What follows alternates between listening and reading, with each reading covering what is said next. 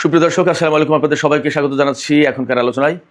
আর এই অর্থনৈতিক যুদ্ধ, মহাযুদ্ধ শুরু করার পর বলছেন যে এই ব্যাপারে বাকি বিশ্বকে সাহায্যের জন্য এগিয়ে আসতে হবে, অর্থাৎ ইরানের বিরুদ্ধে এই যুদ্ধ শুরু করলে ইরান পরাজিত হবে। চীন এবং রাশিয়া তাতে বলছে যে এখানে আমরা নেই। চীন বলছে এই ধরনের নিষেধাজ্ঞা এবং চাপ প্রয়োগের কৌশল দিয়ে ইরান সংকটের সমাধান হবে না, কূটনৈতিক আলোচনায় বসতে হবে। তার মানে চীন এই কাজে নেই। আর ইরানের তেলের 80% শুধু একা চীন কিনে নেয়, ফলে ইরানের আপাতত টেনশন নেই।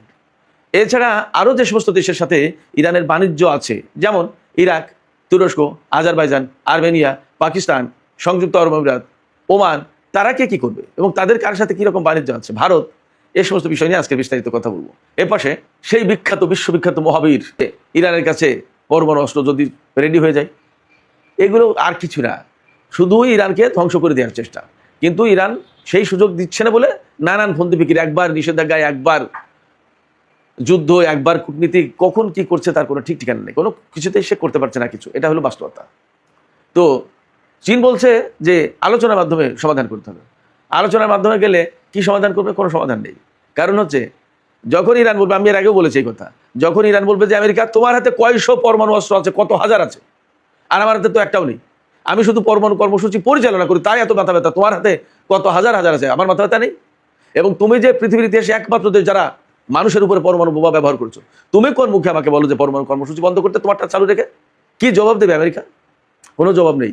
যার কারণে কূটনীতির টেবিলে বসে আমেরিকা কোনোদিন ইরানকে পরাজিত করতে পারে না, কোনোদিন চুক্তি করতে বাধ্য করতে পারেনি। এই কারণে তার নৈতিক ভিত্তি তো দুর্বল। শুধু তাই না, এখনও তো জানি ডোনাল্ড ট্রাম্প তার লোকজন নিয়ে পরামর্শ করছে, পরিকল্পনা করছে কিভাবে ইরানের উপরে পরমাণু বোমা হামলা চালাবে। তো এখনও যখন পরমাণু সংকট নিয়ে আপনি আলোচনা করছেন বা যুদ্ধ করছেন, সেই পরমাণু বোমা আপনি আরেকজনের উপর হামলা করতে চান, তাহলে আপনি কতটুকু নিরাপদ সারা বিশ্বের জন্য, বা আপনার হাতে সারা বিশ্ব কতটুকু নিরাপদ? আপনি সেখানে আরেকজনকে পরমাণু নিরস্ত্রীকরণের জন্য চাপাচাপি করেন। আপনাদের অন্যায়ের জন্য নেতানিয়াহুর বিরুদ্ধে গ্রেপ্তারি পরোয়ানা জারি করেছে আন্তর্জাতিক অপরাধ আদালত, আর সেই আদালতের প্রধান এবং তার যে আইনজীবী, তাদের উপর আপনারা নিষেধাজ্ঞা দিয়ে রেখেছেন। আপনারা কতটুকু আইন মানেন, কতটুকু সমাজ মানেন, কতটুকু মানবতা মানেন, আমরা তো সব জানি। ইরান এই কথাগুলো যখন বলবে, আমেরিকার কোনো কিছু জবাব নেই। যার কারণে কূটনীতির টেবিলে যেতে ভয় পায়। এবং কূটনীতির টেবিলে গিয়ে যখন এই সমস্ত কথাবার্তা হয়, তখন ডোনাল্ড ট্রাম্পকে বলে যে আমাদের তো ইরান এই সমস্ত কথা বলছে, তখন ডোনাল্ড ট্রাম্প ওখান থেকে বলে আচ্ছা বাদ দাও, আলোচনা শুরু করো যুদ্ধ। যখন যুদ্ধ শুরু করেছে তখন দেখা যায় মহাবিপদে পড়েছি, তার বড় বড় জাহাজ শেষ। আজকেই খবর আছে আমেরিকার একটা অ্যাওয়াক্স যে গোয়েন্দা বিমান আকাশের নজরদারি করে, বলা হয় মার্কিন বাহিনীর আকাশের চোখ আর কান এই অ্যাওয়াক্স বিমান, অত্যন্ত দামি বিমান। এই বিমান আজকে একটা ডিজাপিয়ার হয়ে গেছে হরমুজ প্রণালী এলাকা থেকে। কেউ কেউ বলছে ইরান গুলি করে ভূপাতিত করেছে, আর কেউ কেউ বলছে এটা হয়তো এরকম জরুরি সিগন্যাল দিয়ে ডিজাপিয়ার হয়ে গেছে, কোথাও হয়তো নেমেছে, দেখা যাক কি হয়েছে। বাট যুদ্ধের সময় এরকম অনেক ঘটনা ছিল, ইসরায়েল দুটো মিলে, বিরাট ব্যাপার। সেক্ষেত্রে এখন আপনি আসেন নিষেধাজ্ঞা দিয়ে ইরানকে ধ্বংস করে দিতে, এটা সম্ভব? পারবেন? এবং আপনার নিষেধাজ্ঞা মানবেই না। আমি আপনাদেরকে একটা গ্যাস পাঠাই, আর সেই গ্যাস দিয়ে আর্মেনিয়া বিদ্যুৎ উৎপাদন করে আবার ইরানে পাঠাই। আজারবাইজানের সাথে প্রায় 30-40 কোটি ডলারের বাণিজ্য আছে বার্ষিক। পাকিস্তানের সাথে তো আছেই। পাকিস্তান এবং ইরান তাদের যে সীমান্ত বাণিজ্য, এটা বিরাট বড় ভলিউমের বাণিজ্য হয়ে যাবে। এটা সেখানে আমেরিকা ঠেকাবে কী করে? ভারতের সাথে বিপুল পরিমাণে বাণিজ্য ছিল ইরানের, আমেরিকা নিষেধাজ্ঞার কারণে ভারত এখন কমিয়ে দিয়েছে। তারপরেও 24-25 অর্থ বছরে প্রায় $1.5 বিলিয়ন বাণিজ্য হয়েছে ভারতের সাথে ইরানের। রাশিয়ার সাথে ইরানের $4.8 বিলিয়ন বাণিজ্য হয়েছে গত অর্থ বছরে। এবং রাশিয়ার সাথে কাস্পিয়ান সাগর দিয়ে ইরানের ডাইরেক্ট যোগাযোগ, ওখানে কোনো আর কারো কোনো খবরদারি মাধ্যমের কিছু নেই। ইরান রাশিয়ায় কী পাঠাচ্ছে, রাশিয়া ইরানে কী পাঠাচ্ছে কেউ জানবেও না, বুঝবেও না, আটকাবে কী করে? এরপরে সংযুক্ত আরব আমিরাত, যেটা এই আরব আমিরাতের সাথে এত কিছুর পরেও $29 বিলিয়ন লেনদেন, $21.9 বিলিয়ন পণ্য ইরান আমদানি করেছে গত অর্থ বছরে সম্ভবত। আর ইরান থেকে সংযুক্ত আরব আমিরাতে গেছে $7.2 বিলিয়ন পণ্য। যে আমিরাতের সাথে এত যুদ্ধ, দ্বন্দ্ব, সংঘাত, সেই আমিরাতের সাথে ইরানের বাণিজ্যের ভলিউম $29.1 বিলিয়ন, প্রায় $3,000 কোটি বাণিজ্য। ডোনাল্ড ট্রাম্প যদি বলে যে এ সব বন্ধ করে দিতে, এটা সম্ভব দেবে? ফলে ডোনাল্ড ট্রাম্প যে কথা বলছেন যে বাণিজ্য নিষেধাজ্ঞা দিয়ে ইরানের সরকার পতন ঘটাবো, একদম সব কিছু করে ফেলবো, এর কিছুই পাবে না। আমি গতকালকে বলেছি কিছুই পাবে না। বরং ইরান কি বলছে যে ইরানের উপরে যদি এই ধরনের বাণিজ্য নিষেধাজ্ঞা চাপিয়ে দেওয়া হয়, তাহলে তারা কয়েকটা পথ খোলা রেখেছে। একটা এনপিটি থেকে বেরিয়ে যাবে, পরমাণু কর্মসূচি জোরদার করবে নিজেদের মতো করে। একই সাথে আরেকটা তথ্য হচ্ছে যে দ্বিতীয় সপ্তাহের মতো তেলের দাম কিন্তু বেড়েই চলেছে। আমি এর আগে সম্ভবত $90 ক্রস করেছে বলেছিলাম।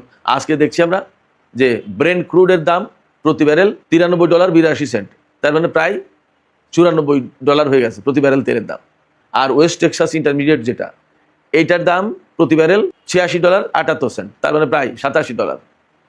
তো তেলের দাম বেড়ে চলেছে। কিছুদিন আগে তো বললাম, 2-3 দিন আগে বললাম না যে যুদ্ধ করলাম।